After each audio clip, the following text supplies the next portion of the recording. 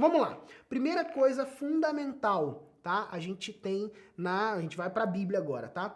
Mateus 5:13. Abre aí a Bíblia, Mateus 5:13. Fala o seguinte: nós somos sal da terra e luz do mundo. Não vou ler o texto completo aqui, depois você pode ler, mas basicamente o que esse texto fala é que a gente é sal da terra e luz do mundo. O que significa isso? Significa que a gente existe para poder fazer a diferença, né? Como luz, trazendo clareza para aquilo que está na escuridão, como sal, trazendo tempero, trazendo conserva, inclusive, né? O sal, ele naquela época de Jesus, ele era usado para conservar os alimentos.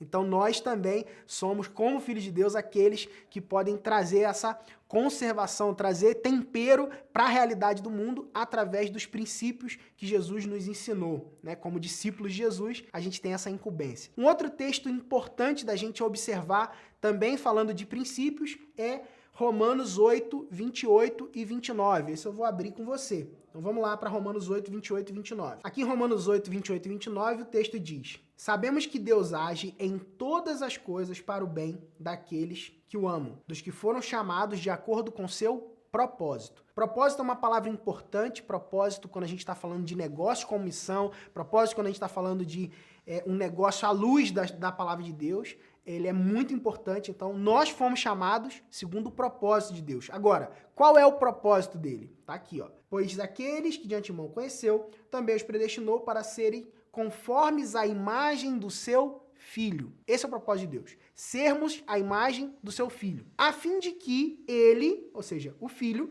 seja o primogênito entre muitos irmãos. Ser primogênito entre muitos irmãos significa que existe uma família nesse processo. Então, o propósito de Deus é que a gente seja, e aí talvez você já tenha ouvido esse conceito em algum lugar, é ser uma família de muitos filhos semelhantes a Jesus para a glória de Deus Pai. Né? Um conceito que a gente pode extrair desses versículos, entendendo que é nossa responsabilidade, acima de tudo que a gente faz, sermos semelhantes a Jesus. O fato de sermos semelhantes a Jesus vai nos levar a buscar viver em família, né? Então, pertencer a uma comunidade e desenvolver uma comunidade é fundamental também, né? A gente não está acima disso, independente do teu chamado, independente do que for. Então, sermos família. E, semelhantes a Jesus, sermos família de muitos filhos. A consequência de sermos família, de sermos unidos como família, sendo semelhante a Jesus, é que a gente tenha muitos filhos, é que a gente cresça. Então, se a gente cumpre o propósito, a gente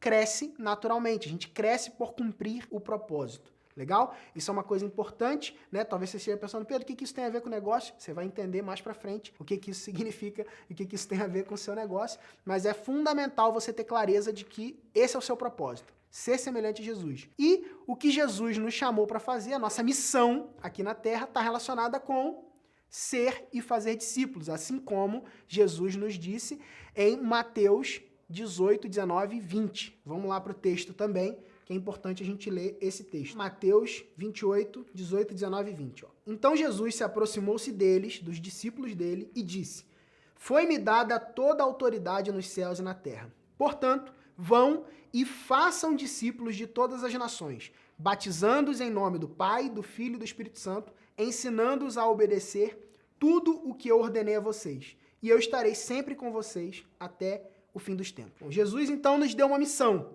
A missão de ser e de fazer discípulos. Esse é o nosso objetivo, esse é o nosso propósito, é isso que nós temos que fazer aqui na Terra. E o nosso negócio, aquilo que a gente faz, ele precisa cooperar com isso.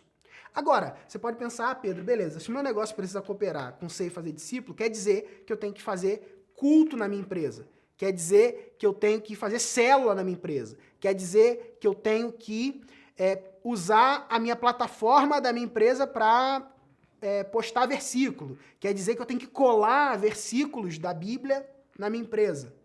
Quer dizer que eu tenho que trabalhar só com crente. Não quero dizer nada disso. O que eu estou dizendo quando você tem a clareza do teu propósito, da sua missão, é que além dessas coisas, isso quer dizer, sim, é proibido fazer essas coisas? Não é proibido, tá bom? Mas o seu negócio ele precisa ser mais do que isso.